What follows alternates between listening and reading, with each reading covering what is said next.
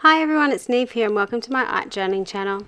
Today we're going to be doing a quick page using the distressed glazes on top of the burlap page. So this is a tag that I created on my Instagram, not my Instagram page, sorry, my Facebook page. It's my first ever live and I did a quick tag using the distress glazes from Tim Holtz, which you can see me using here. And they're a cool product because they're a translucent embossing powder, so they're not opaque like you would expect.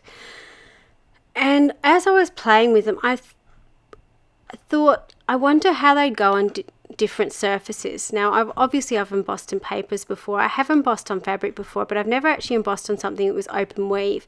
And my initial impression was that because it turns into a melted liquid, melted plastic, that it would actually seep through the burlap onto the other side.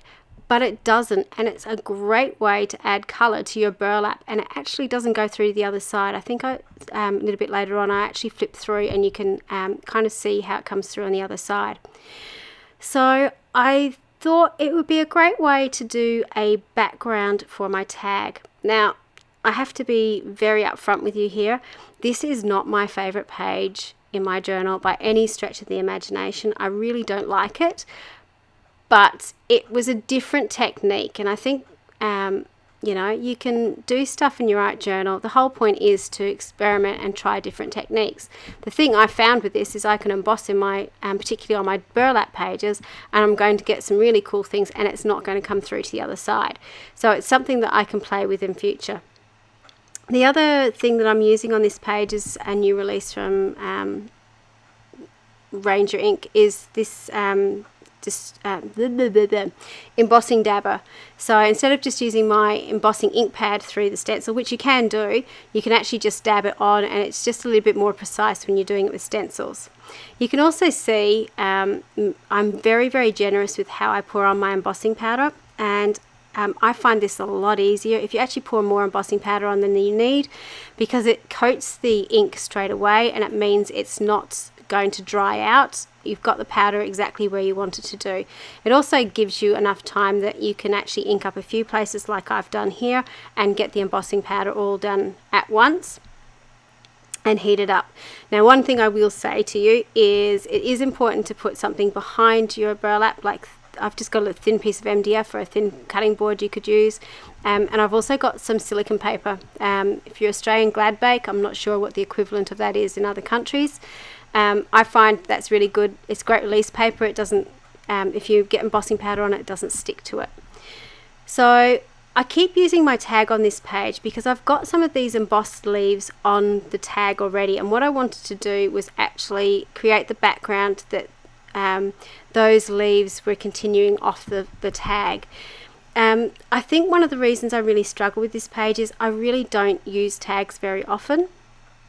As a card maker, I used to use them all the time, and if I'm making a small book, they're fine, but I find them really incredibly difficult to incorporate into my art journals. And I look at the fabulous work of Dina Wakley and all the other people who use tags and think, yep, that's amazing, I'm going to try that, and then when I try it, I just really don't like how it ends up. So I think that's what bugs me about this page somewhat.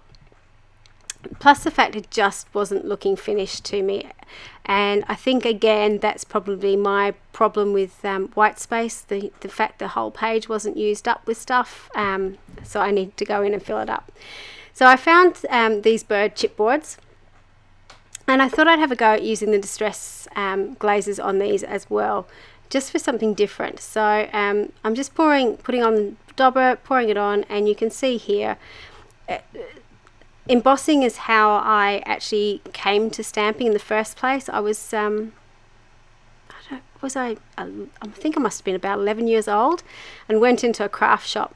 This is a long time ago now, and the woman in the craft shop was doing heat embossing, and she was doing gold, and I was just mesmerized by seeing that gold powder turn into something liquid and metallic and beautiful.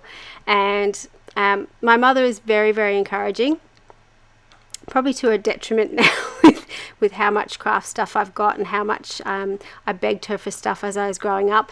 But she saw obviously that I had a real passion for it, and that Christmas I embossed 150 Christmas cards over our toaster at home.